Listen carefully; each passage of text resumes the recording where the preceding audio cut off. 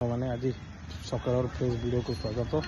चलो जी आज गोटे नुआ आइटम करिया बणुआ छतु सांग मैंने एबे छतु कटा चलची।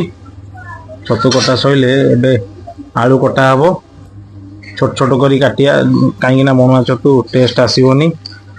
आलू भी कटा चलला। आलू कटा सइला परे पियाज टिके अदा रसुण छड़ई दबा। अदा रसुण छड़ई ताकू नहीं ग्राइंडिंग कर दबा। अदा भी कटा हला रसुण छड़े की भी कटा हबो। ताकू नहीं टमाटर टिके भी काट दबा। टमाटर कटा सइला पियाज एने काटिबा।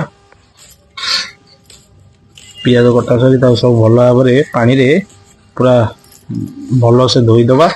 धोई देकी तार मसला पेस्ट गोटे बाटणटे बाटी देकी बनई दबा।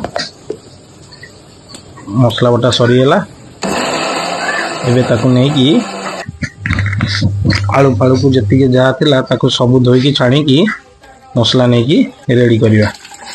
पियाज पइला अदा रसुण बटा पइला छतुर मसला हो गलानी।